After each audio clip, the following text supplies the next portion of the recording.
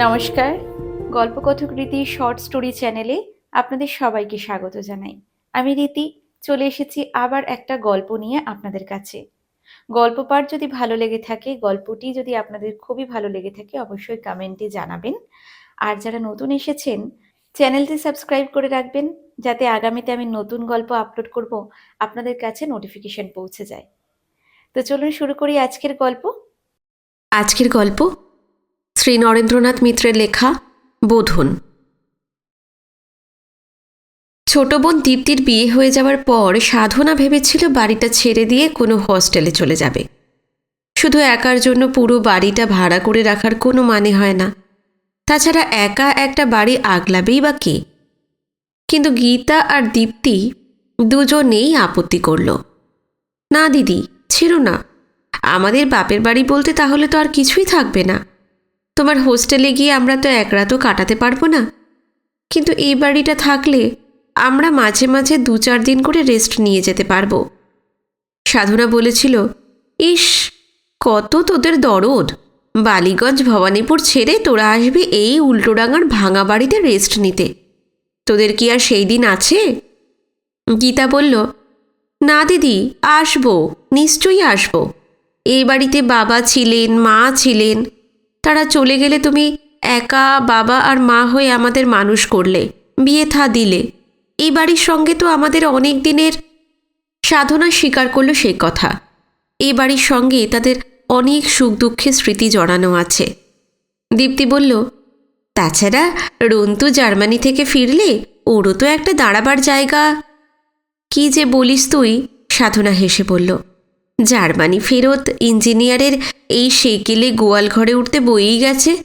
ও নিজেই তখন নতুন রাস্তায় নতুন বাড়ি করে নিতে পারবে। গীতা বলল, তা তো পারবেই। তখন তুমি সেই নতুন বাড়িতে উঠে যেও। ততদিন কষ্ট করে এই গোয়ালটা ভাড়া দিয়ে রাখো। রন্তু এই 3 বোনের একমাত্র ভাই, সবচেয়ে ছোট, কিন্তু সবচেয়ে কৃতী হয়েছে। শিবপুর থেকে ইঞ্জিনিয়ারিং পাশ করে ওয়েস্ট জার্মানির একটি নামকরা ফার্মে শিক্ষানবিশি নিয়ে চলে গেছে। ফিরতে আরও বছর 2 বাকি। প্রথম খুব কষ্ট করে চাকরির টাকায়, টিউশনের টাকায় তাকে পড়িয়েছে সাধনা। পরে তার স্কলারশিপের টাকারও খানিকটা সাহায্য পেয়েছে। 4 বছর ধরে ভাইয়ের ইঞ্জিনিয়ারিং পড়ার খরচ চালাতে খুবই অবশ্য কষ্ট হয়েছে সাধনার। রন্তুও কষ্ট করেই পড়েছে, একটা পয়সা বাজে ব্যয় করেনি। দিদির ওপর কোনো ভাই বোনেরই কৃতজ্ঞতার অন্ত নেই, সীমা নেই মায়া মমতার। শেষ দিকে অবশ্য গীতাও তার স্বামীর পকেট থেকে তুলে কিছু কিছু দিয়েছে, কিন্তু সেই টাকা তেমন খুশি মনে নিতে পারেনি সাধনা। কুটুম্বের কাছ থেকে টাকা পয়সা নেওয়া কি ভালো? চিরজীবনের জন্য একটা খোঁটার ব্যাপার হয়ে থাকে। কিন্তু গীতা যখন মুখ ভার করে বলেছে, তোমার মতো বড় না হলেও আমিও তো রন্তুর দিদি, তখন আর সাধনা ওর সাহায্য না নিয়ে পারেনি। ভাই বোনদের মুখ ভার দেখতে পারে না সাধনা। তাদের মুখ কালো দেখলে তার বিশ্ব সংসার আঁধার হয়ে যায়। তাই শেষ পর্যন্ত বাড়িটি রেখেই দিল সাধনা। যদিও পুরনো একতলা বাড়ি, কিন্তু খানচারে ঘর আছে, মাঝখানে উঠোন আছে, পিছনে বাগান করবার মতো জায়গা আছে। বিকেলে কি জ্যোৎস্না রাত্রে আলিশায় বসে গল্প করবার মতো ছাদ আছে। বাড়ির চারিদিকে পাঁচিল। যদিও তা জীর্ণ হয়ে গেছে, তবু তার ধার ঘেঁষে যে কটি পেয়ারা আর কামরাঙা গাছ উপরে মাথা তুলেছে, তা এখনও সতেজ, সবুজ আর ফলবান। সাধনার বাবা 25 বছর আগে মাত্র 30 টাকায় এই বাড়ি ভাড়া নিয়েছিলেন। বাড়িওয়ালা বাড়িয়ে বাড়িয়ে এতদিনে 60-এ তুলেছেন, কিন্তু সাধনা ছেড়ে দিলে এক্ষুনি এই বাড়ি 150 টাকা ভাড়া হয়ে যাবে। বাড়িওয়ালা সেই জন্য উদ্গ্রীব হয়ে আছে। তিনি এই বাড়ি ভেঙে 2 তলা করবেন, 3 তলা করবেন, এ অনেক রকম তার পরিকল্পনা। কিন্তু সাধনা বাড়ি ছাড়ল না। অনেক কালের অনেক জিনিসপত্র জমেছে, এইসব নিয়ে সে উঠবে কোথায়? বাক্স, ডেস্ক, খাট, আলমারি, কোনোটাই হয়তো তেমন মূল্যবান নয়, কিন্তু স্মৃতিরও তো মূল্য আছে। তাছাড়া গীতা ছাড়তে দিল না। সে বলল, দিদি, তোমায় একা একা থাকতে হবে না। আমার পিস্তুত ননদ ছন্দা ঘর খুঁজে খুঁজে হয়রান হয়ে গেছে। আমার হাতে পায়ে ধরে সে কি সাধাসাধি। 2খানা ঘর তাকে দিয়ে দাও, সে পুরো 60 টাকাই তোমাকে দেবে। তাকে রসিদ দিতে হবে না, বাড়িওয়ালাকে বলবে আমাদের আত্মীয় এসে উঠেছে। সাধনা ভেবে দেখল কথাটা, জিজ্ঞেস করল, লোক কজন রে? শেষে আবার ঝামেলা টামেলা বাড়বে না তো? গীতা বলল, না না, ঝামেলা আবার কিসের? স্বামীটি শান্ত গোবেচারা গোছের, স্টেট ব্যাংকে কাজ করেন, একটি বাচ্চা হয়েছে, ছেলে, বছর 2-2.5 হবে বুঝি বয়স। আর ছন্দার একটি দেওর আছে, দাদার গলগ্রহ, কিছুদিন থাকবে, তারপর চাকরি বাকরি পেলেই চলে যাবে। গীতা গলা খাটো করে আরও বলল, ছন্দার ইচ্ছা নয় একসঙ্গে থাকা, সেও ঝামেলা পছন্দ করে না। সাধনা আরও 2-3 দিন ভাববার সময় নিল। শেষে অফিস থেকে একদিন ফোনে বলল, আচ্ছা আসতে বল তোর ননদকে, দেখ তাদের আবার পছন্দ হয় কি না। গীতা বলল, ইস, পছন্দ হবে না আবার, ভরতে যাবে।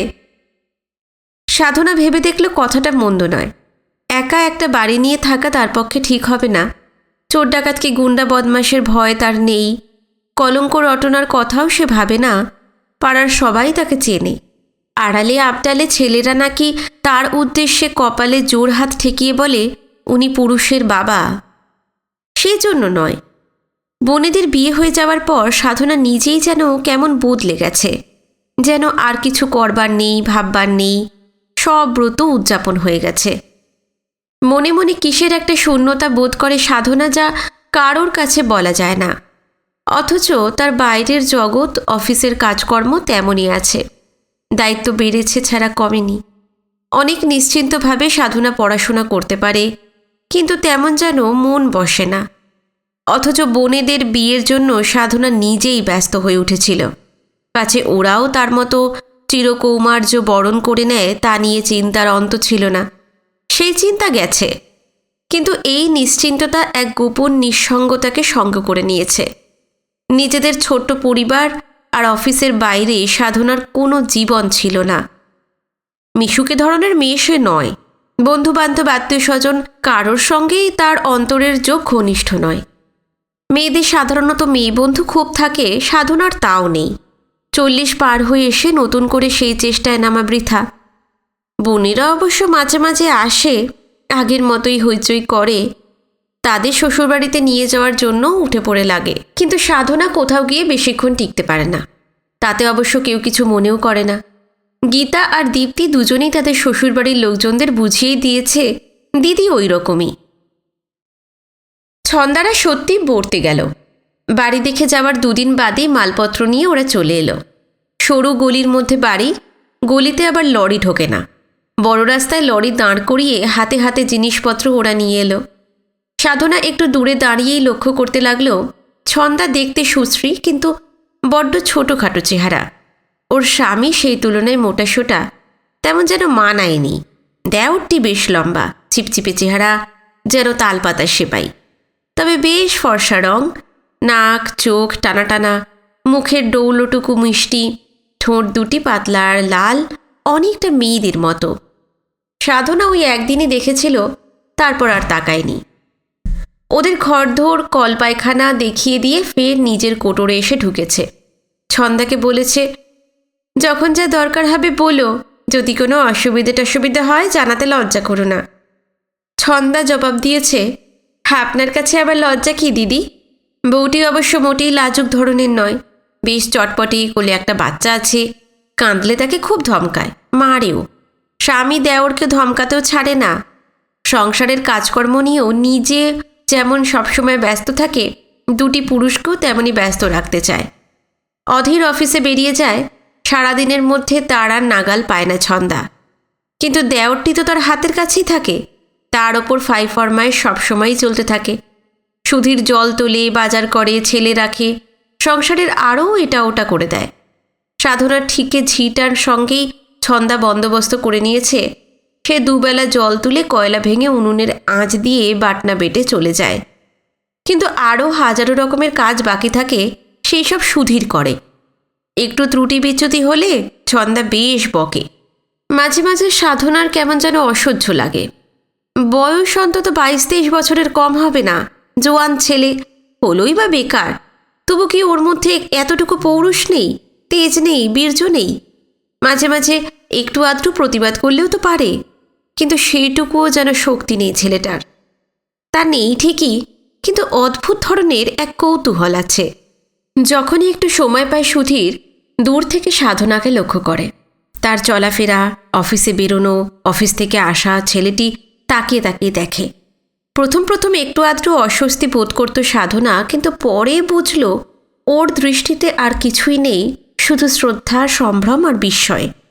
অফিসেও এমন অনেক যুবকের বিস্ময়ের উদ্রেক করে সাধনা। একদিন সুধীর এসে নিজেই আলাপ করল। সাধনা বাজারে বেরোচ্ছিল, কাছেই ছোট বাজার, নিজের দৈনন্দিন বাজার সে নিজেই করে। সুধীর এসে বলল, থলিটা দিন না আমাকে। সাধনা বলল, কেন? সুধীর বলল, আমি তো রোজই যাই বাজারে, আপনার তো বেশি কিছু আসে না, আমিও এনে দিতে পারি। সাধনা হেসে বলল, না না, তার দরকার নেই, আমার এইসব অভ্যেস আছে।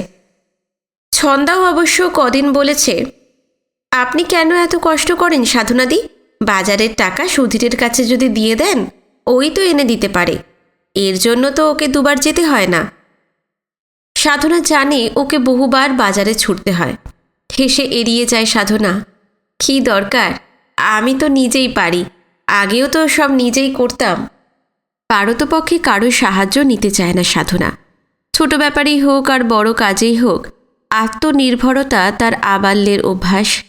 কারোর কাছ থেকে সহজে কিছু নেব না, এমন একটু অহংকারও আছে।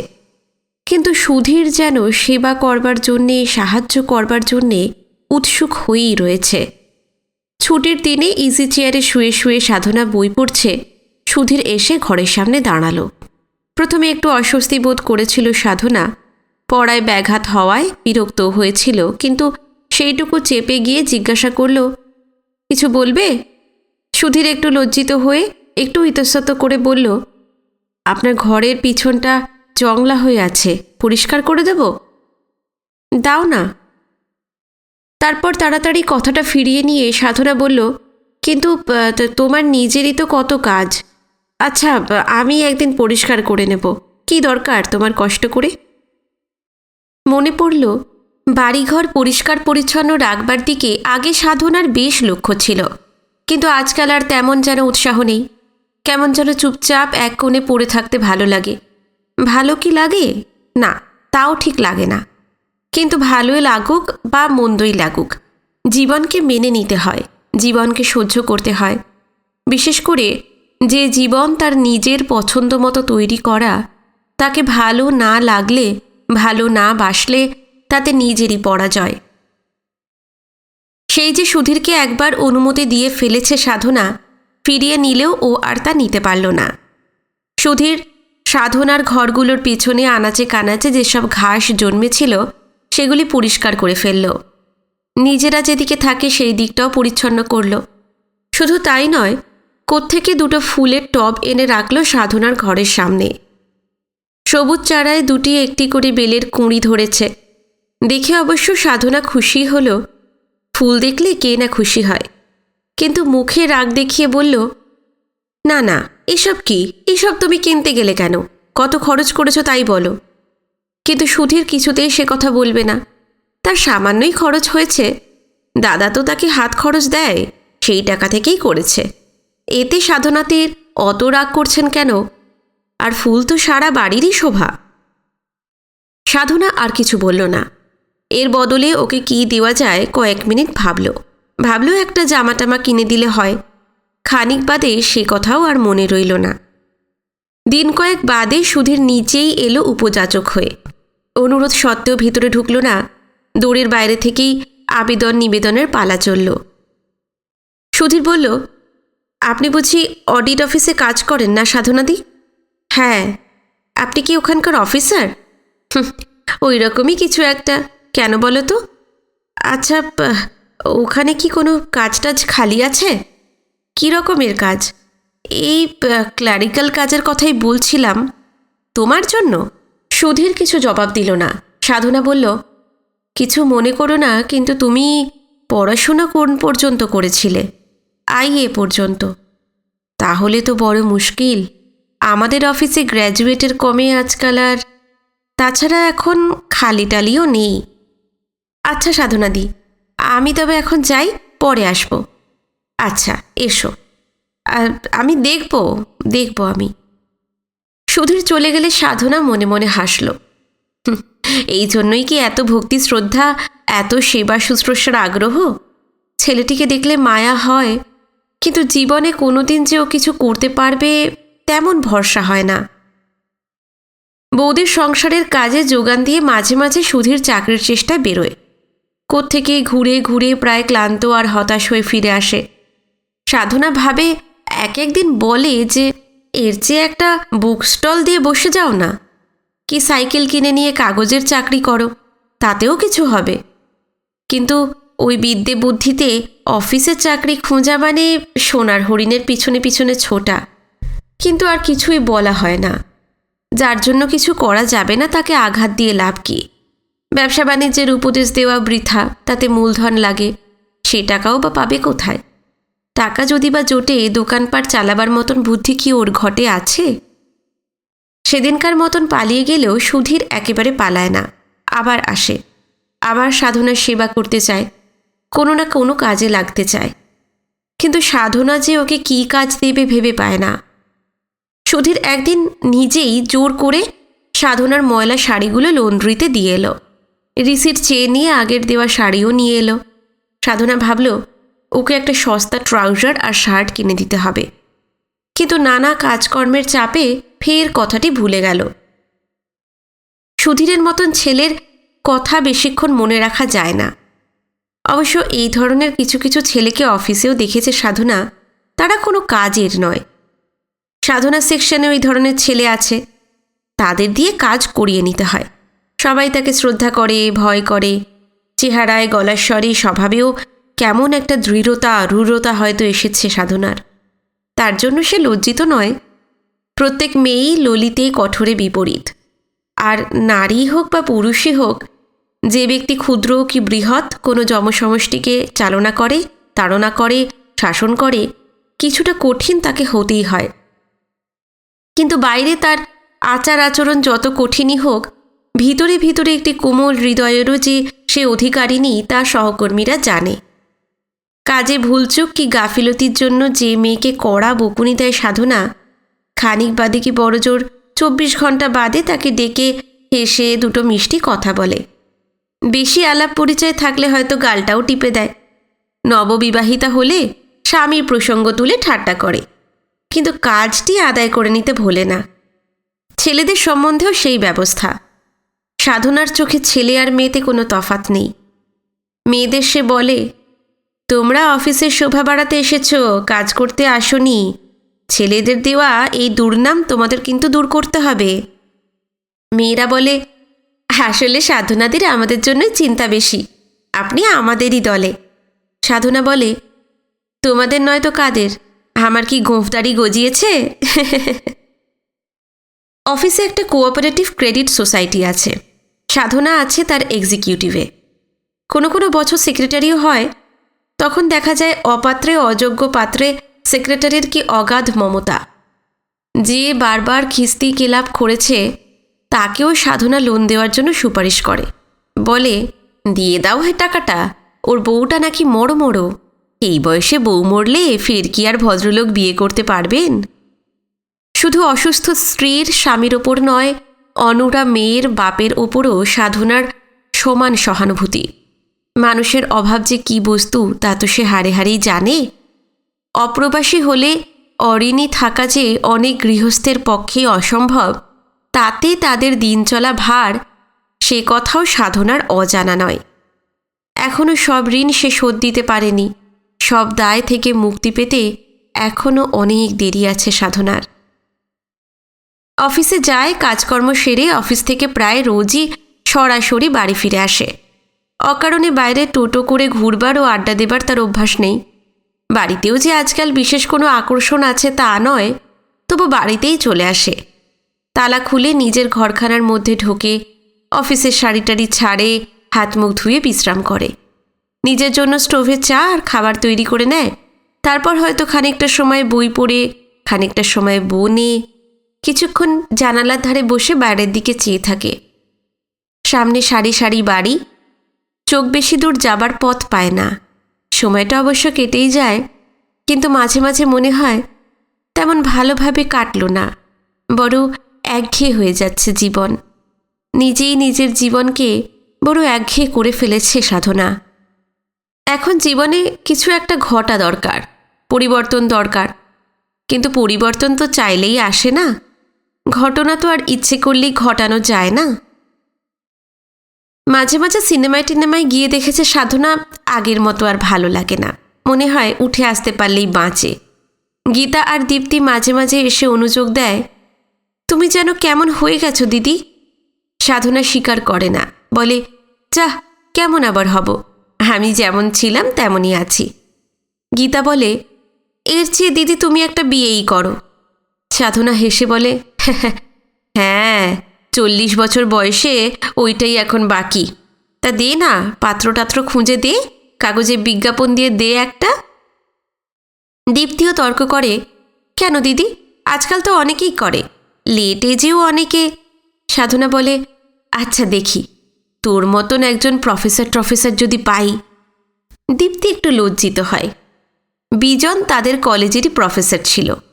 দীপ্তিকে দেখে তার সঙ্গে আলাপ করে নিজে পছন্দ করে বিয়ে করেছে। দীপ্তির বিয়ে নিয়ে বেশি ভুগতে হয়নি সাধনাকে, তার জন্য বনেদের দুর্ভাবনা দেখলে ভালো লাগে সাধনার। কিন্তু ওদের অসম্ভব কথায় সায় দেয় বা কী করে? কেউ কেউ অবশ্য করে, এত বয়সে এসেও বিয়ে করে। এই বাঙালি মধ্যবিত্ত সমাজেও ও ধরনের ঘটনা যে একেবারে ঘটে না তা নয়।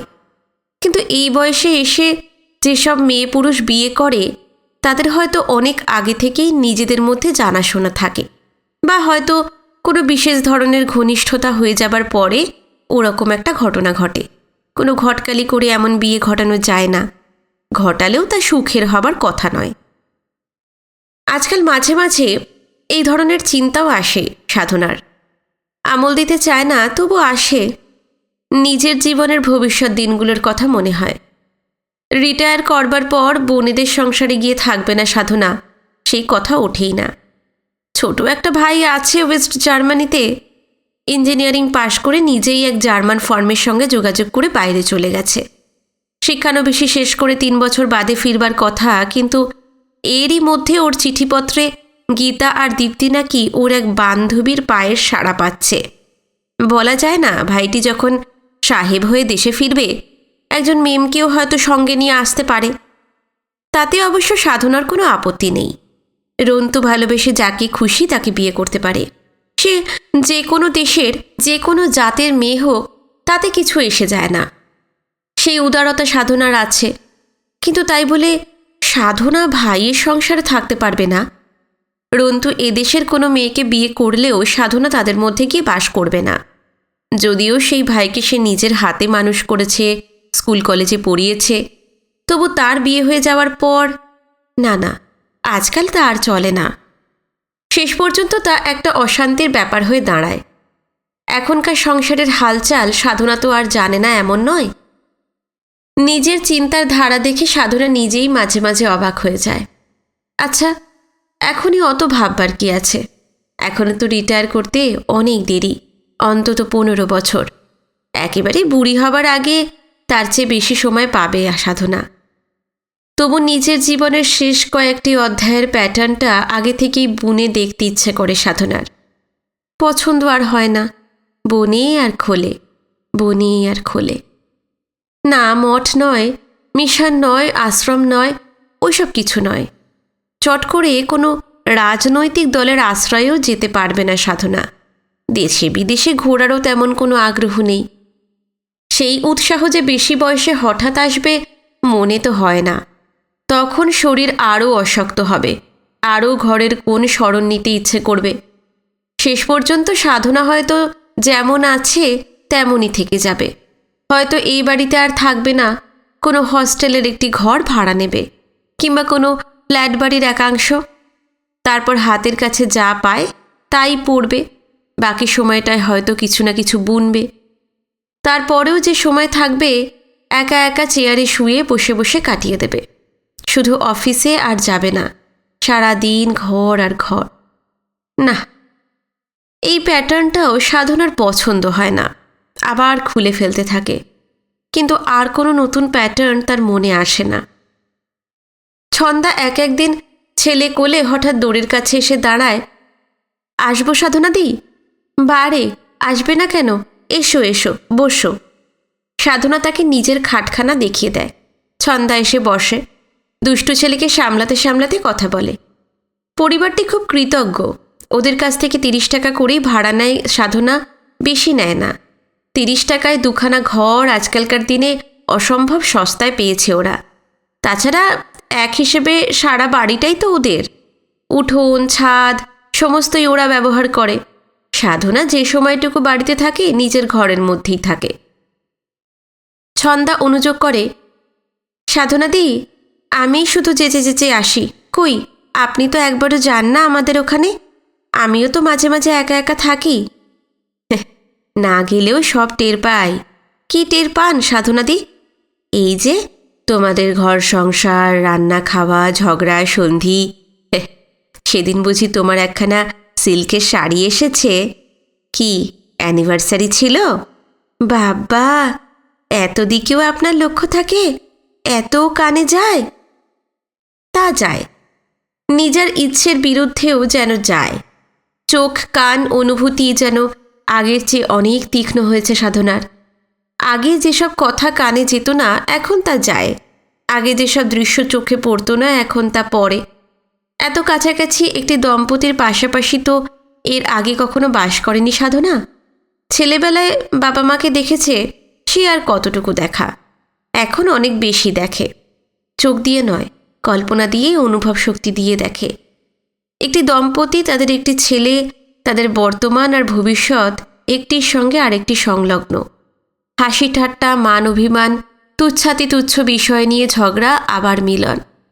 ওদের মধ্যে কোনোদিন কি ঘটে না ঘটে সবই জানতে পারে সাধনা। চেঁচামেচি ঝগড়াঝাটিতে অবশ্য বিরক্ত হয়। আবার যখন ওদের দাম্পত্য জীবন ছন্দে মিলে ঝঙ্কৃত হয়, মন্দ লাগে না শুনতে। মনে হয় যেন সত্যি একখানা কাব্য পড়ছে সাধনা, যেন উপন্যাস পড়ছে। ছন্দা সাধনার দিকে আঙুল দেখিয়ে ছেলেকে বলে, বলে তো বাচ্চু, উনি কে? বাচ্চু বলে, সাধনাদি। ছন্দা বলে, শুনলেন? ও বলে সাধনাদি। পাজি হতভাগা কোথাকার। বল মাসি, বল মাসি। ছন্দার ছেলে আবার বলে, সাধনা দিদি। সাধনা হাসে, মন্দ কি ছন্দা? দরকার নেই আমার মা মাসি হবার। দিদি থেকে একেবারে দিদিমায় ডবল প্রমোশন পেয়ে যাব, সেই ভালো। ছন্দা হঠাৎ বলে ফেলে, তাই কি হয় সাধনাদি? মা না হয়ে কি আর দিদিমা হওয়া যায়? সবাইকেই তো সিঁড়ি পেয়ে পেয়ে উঠতে হয়। কথাটা বলেই ছন্দা নিজেই যেন অপ্রস্তুত হয়ে পড়ে। যে এত বয়স পর্যন্ত বিয়ে করেনি, জীবনে আর কোনোদিনই করবে না, তার কাছে মা হওয়ার কথা তোলা নিষ্ঠুরতা। ছন্দার হয়তো সেই কথাই মনে হয়। একটু গম্ভীর হয়ে থেকে সাধনাই হেসে ওঠে, সবাইকে সিঁড়ি বেয়ে উঠতে হবে কেন ছন্দা? কেউ তো লাফিয়ে লাফিয়েও উঠতে পারে, কেউ বা লিফটে উঠতে পারে, যেমন আমাদের অফিসের লিফট আছে। হ্যাঁ, যাই দিদি, কাজকর্ম পড়ে আছে তো, যাই। ছেলে নিয়ে মাঝে মাঝে ছন্দা এই ঘরে আসে, বসে। সাধনা কিছু লজেন্স আর বিস্কুট আনিয়ে রেখেছে।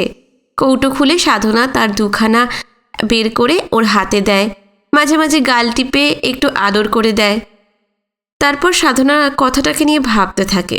মা হওয়া, মা হওয়ার মধ্যে নারী জীবনের সব সার্থকতা গচ্ছিত আছে। সাধনা কিন্তু তা বিশ্বাস করে না। অনেক মেয়ের জীবনে তো মা হওয়ার অভিজ্ঞতা ঘটে, তাদের জীবন কি সব দিক থেকে সার্থক? সাধনা তা বিশ্বাস করে না। মেয়েদের জীবনে কি সিদ্ধির আর দ্বিতীয় পথ নেই? সাধনা তা বিশ্বাস করে না। ও দেশে নাকি কোনো মেয়ে কৃত্রিম উপায়েও মা হতে পারে। দূর, তাতে কি সুখ? তার চেয়ে কাউকে ছেলেবেলা থেকে নিজের কাছে রেখে পুষলেই হয়। সত্যি সত্যি সন্তান জন্ম দেওয়ার মধ্যে যে শারীরিক যন্ত্রণা, আনন্দ, সুখ দুঃখের অনুভূতি, তা আর কতক্ষণ থাকে? ছেলে মেয়ে বড় হবার সঙ্গে সঙ্গে মা তা ভুলে যায়। তখন আর দেহ নয়, শুধু মন। মা হয়ে যে স্বাদ, মাতৃত্বের অনুভূতিতে স্নেহ আর বাৎসল্যের রস মনের মধ্যে পালন করতে পারলে সেই সুখ, সেই আনন্দ। আর কারো শিশুকে, হাজার হাজার শিশুকে ভালোবাসলেও সেই আনন্দেই পাওয়া যায়। বরং যারা সন্তানের মা, তারা স্বার্থপর। নিজের সন্তান ছাড়া আর কাউকে ভালোবাসে না। যারা মা হয় না, মনের ঔদার্যে তারা অনেকের মা হতে পারে। তবু সত্যিকারের মা হওয়ার মধ্যে দৈহিক কী সুখ মেয়েরা পায় তা জানতে ইচ্ছে করল সাধনার। অফিসে যাতায়াতের পথে কাজকর্মের ফাঁকে ফাঁকে এই হলো এখন তার চিন্তার বিষয়। রেখা সান্যাল ম্যাটারনিটি লিভ নিয়েছিল। 3 মাস পরে ফের জয়েন করেছে। মেয়ে হয়েছে ওর। ছুটির পরে সাধনা ওকে একদিন চা খাওয়াতে নিয়ে গেল। খানিকক্ষণ গল্প করল ওর সঙ্গে। সহজে আসেনি মেয়ে, সিজারিয়ান অপারেশন করতে হয়েছে। সাধনার কৌতূহল দেখে রেখা একটু একটু অভিজ্ঞতার কথা বর্ণনা করতে লাগল। রেখা বলল, সেই যা কষ্ট মিস দাশগুপ্ত। শুধুই কষ্ট, আর কিছু পাওনি? আনন্দ, সুখ?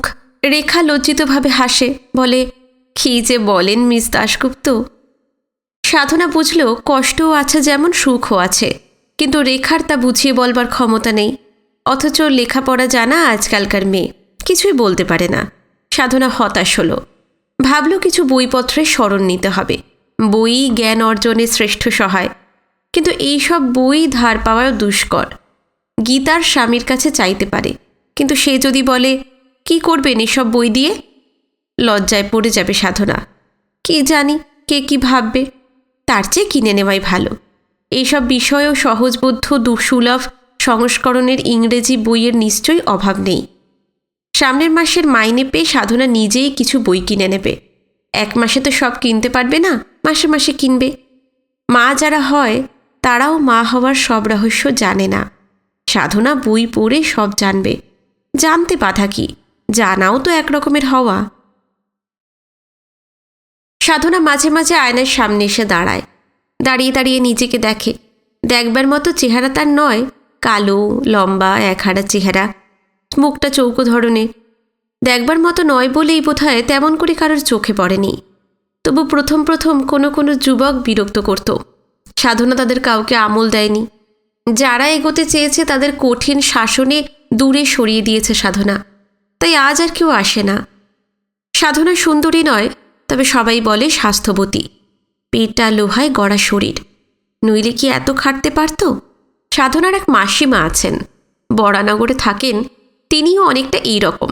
তার অনেকগুলো ছেলে মেয়ে হয়েছে। 50 বছর বয়সেও সেদিন একটি ছেলে হয়েছে তার। স্বাস্থ্য ভালো থাকবে। সাধনার 50 হতে এখনো অনেক দেরি। ছি ছি ছি, সে কথা কি সে আসে? এসব কি ভাবছে সে? তাড়াতাড়ি সাধনা আয়নার সামনে থেকে সরে গেল। এর কয়েকদিন বাদে সেদিন এক কাণ্ড ঘটল। অফিস থেকে ফিরে এসে সাধনা দেখল বাচ্চু চিৎকার করে বাড়ি মাথায় করে তুলেছে। বেশ একটু বিরক্তই হলো। ব্যাপার কি, ছেলেটাকে কেউ একটু শান্ত করতে পারে না? আর কাউকে কি বাড়িতে টিকতে দেবে না ওরা? ছন্দা, ও ছন্দা, কি হলো তোমার ছেলের? বলতে বলতে সাধনা ওদের ঘরের দিকে এগিয়ে গেল। পূব দিকের 2খানা ঘরে ওরা থাকে, সেদিক থেকেই কান্নার শব্দ আসছে। কিন্তু ছন্দা নেই, তার বদলে সুধীর ছেলে কোলে বেরিয়ে এলো। সাধনার মুখের ভাব দেখে একটু ভয় ভয় বলল, দাদা বৌদি তো বাড়িতে নেই, সিনেমা দেখতে গেছেন। ও, আর ছেলেকে বুঝি তোমার ঘাড়ে চাপিয়ে দিয়ে গেছেন? তুমি কি ছন্দার দেওর না ননদ? সুধীর মৃদু হেসে মুখ নিচু করল। সাধনা বলল, ওকে নিয়ে এই ঘরে এসো, আমি শান্ত করে দিচ্ছি। সুধীর একটু বিব্রত হয়ে বলল, না সাধনাদি, আমি নিজেই পারবো। আপনি এইমাত্র অফিস থেকে ফিরলেন, এখনো কাপড় ছাড়েননি, হাত মুখ ধোননি। থাক থাক, তোমার অত ভদ্রতা করতে হবে না। যা বলছি শোনো, ওকে নিয়ে এই ঘরে এসো। এমন করে সাধনাদি তাকে এর আগে কখনো ডাকেনি। সুধীর বাচ্চুকে কোলে নিয়ে প্রায় তার পায়ে পায়ে চলে এলো। সাধনা ঘরের তালা খুলল, ভিতরে ঢুকল, সুইচ টিপে আলো জ্বালল, জুতো খুলে স্যান্ডেল পরল। তারপর সুধীরের দিকে হাত বাড়িয়ে বলল, দাও, ওকে দাও আমার কাছে। আপনি তো এখনো রেস্ট নিলেন না সাধনাদি? সাধনা আর কোনো কথা না বলে বাচ্চুকে প্রায় ওর কাছ থেকে কেড়ে নিল। সামনাসামনি দাঁড়িয়ে সাধনা লক্ষ্য করল সুধীর তার চেয়েও প্রায় ইঞ্চিখানেক লম্বা। কিন্তু কি লজ্জা ছেলের! এতটুকু ছোঁয়া লেগেছে কি লাগেনি, মুখ একেবারে নিচু করে রেখেছে। ওর লজ্জাটুকু উপভোগ করল সাধনা। চেয়ারটা দেখিয়ে হেসে বলল, বসো, ছেলে কিভাবে শান্ত করে শিখিয়ে দিচ্ছি। তারপর সুধীরকে দেখাবার জন্যই বাচ্চুকে চেপে ধরে সাধনা খুব আদর করল, গালে ঠোঁটে চুমু খেলো, কৌটো থেকে বিস্কুট বের করে দিল ওর হাতে। তারপর সুধীরের দিকে চেয়ে হেসে বলল, দেখেছ ছেলের কান্না কেমন থেমে গেছে? পারতে তুমি? আপনারা যা পারেন তা কি আমরা পারবো? এবার ওকে দিন সাধনাদি, আমি যাই। এই কেবল যাই যাই করছো, বসো তো, চাটা খাও। যদি বার পারো বরং এই স্টোভটা ধরাও। দেখো আবার হাতটাত পুড়িয়ে কেলেঙ্কারি করে বসো না। গাটা ধুয়ে শাড়ি পাল্টে এলো সাধনা। প্রায়ই সে সাদা খোলের শাড়ি পরে, আজ ফিকে বেগুনি রঙের শাড়ি পরল। কুমকুমের টিপ পরল, তারপর নিজের হাতে চা করলো, খাবার করলো, খেতে খেতে সুধীরের সঙ্গে গল্প করল। সুধীর তবু উসখুস করছে দেখে সাধনা হঠাৎ বলল, আচ্ছা ধরো আমাদের অফিসে তোমার যদি একটা কাজ টাজ করে দেওয়া যায়। সত্যি বলছেন সাধনাদি? তাহলে তো বেঁচে যাই। জানেন বোধহয় অর্ধিরদা আমার আপন দাদা নয়, জ্ঞাতি সম্পর্কে। কি কষ্টে যে এখানে আছি, সব মেনে সব সহ্য করে। কিন্তু আপনাদের ওখানে তো আবার গ্র্যাজুয়েট না হলে। সে দেখা যাবে, সব ব্যাপারেই তো একটু এদিক ওদিক হয়। সুধীর আপ্যায়িত হলো, আশ্বস্ত হলো। ঘুমন্ত বাচ্চুকে তুলে নিয়ে যেতে যেতে বলল, তাহলে সত্যি আমার জন্য চেষ্টা করবেন সাধনাদি? করব বই কি, আমি তো নিজেই বললাম তুমি একটা অ্যাপ্লিকেশন করে দিও। কি পোস্টের জন্য? এই অফিস অ্যাসিস্ট্যান্ট বলেই লিখো, তারপর যা হয়। ও চলে যাওয়ার পর হঠাৎ সাধনার যেন খেয়াল হলো, ছি ছি ছি, এ কি করে বসলো সে? এ কি বলে বসলো? এর পরিণাম কোথায়? এই ছলনা কোন অতল অন্ধকারে টেনে নিয়ে যাবে সাধনাকে? এই লুব্ধতা কোন কলঙ্ক, অপবাদ আর সর্বনাশের মধ্যে তাকে আকর্ষণ করে নেবে? ও হয়তো এখনও কিছু বুঝতে পারেনি, কিন্তু যখন পারবে তখন কোথায় থাকবে সাধনার মান মর্যাদা, সকলের কাছে পাওয়া শ্রদ্ধা আর সুখ্যাতি? রন্তু কি ভাববে যে ছোট ভাই এখনো বিদেশ থেকে লেখে, দিদি তোমার সেই ফটোখানা আমার টেবিলের সামনের দেওয়ালে রেখেছি। যখন দেখি কি যে বল পাই মনে। রাত্রে ভালো করে খাওয়া হলো না সাধনার, ঘুমেরও ব্যাঘাত হলো। কিসের একটা গ্লানি আর অনুশোচনায় মন বারবার ভরে উঠতে লাগলো। ভরে উঠে অবশ্য রাত্রি সেই মনস্তাপ আর রইল না। সাধনা এমন কিছু করেনি যাতে সে অত অনুতপ্ত হতে পারে। চাকরির কথাটা যদি একটু বানিয়ে বলে থাকে তাতে বা কি হয়েছে? বোস সাহেবকে বলে রুটিন গ্রেড ক্লার্কের কাজ কি ফোন অপারেটরের শিক্ষানবিশে কিছু না কিছু ওকে একটা জুটিয়ে দেওয়াই যাবে। ওর মতো মানুষের পক্ষে আশা ভরসারও তো একটা দাম আছে, তাই বা কোথায় পায়? একটু বেলা হলে সাধনা নিজেই ছন্দার সঙ্গে আলাপ করতে গেল। কেবলই খোঁটা দেয়, আসেন না আসেন না। আজ এসেছে। ছন্দা বারান্দায় বঁটি পেতে বসে তরকারি করছিল।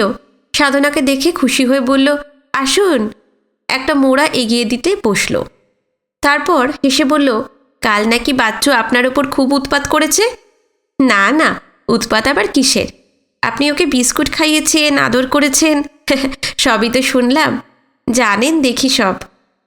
সাধনা হঠাৎই বলে ফেলল, জানবো না কেন, আমিও তো মেয়ে ছেলে। সেই কথা কি অস্বীকার করে সাধনাদি? বরং আপনিই যেন স্বীকার করতে চাইতেন না। সাধনা যে কি বলবে ভেবে পেল না।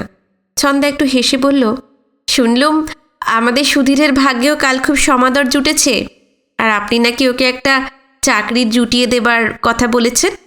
দেবই যে এ কথা বলিনি, তবে চেষ্টা করব বলেছি। দিন না সাধনাদি, যা হোক কিছু একটা জুটিয়ে দিন, তাহলে বেঁচে যাই। বাবা, একটা লোকের খরচ কি কম এই বাজারে? মা নেই, বাপ নেই, কাছাকাছি আত্মীয় স্বজন কেউ নেই, ঘাড়ে এসে পড়েছে, ফেলতে তো আর পারি নে। আচ্ছা, অফিসের বেলা হলো, চলি। এই বলেই সাধনা উঠতে যাচ্ছিল, কিন্তু ছন্দা ওকে উঠতে দিল না। বলল, তা হবে না সাধনাদি, চা খেয়ে যাবেন। আমাদের 2 দফায় চা হয় সকালে, নইলে আবার বাবুরা গরম। চাটা খেয়ে উঠে পড়ল সাধনা।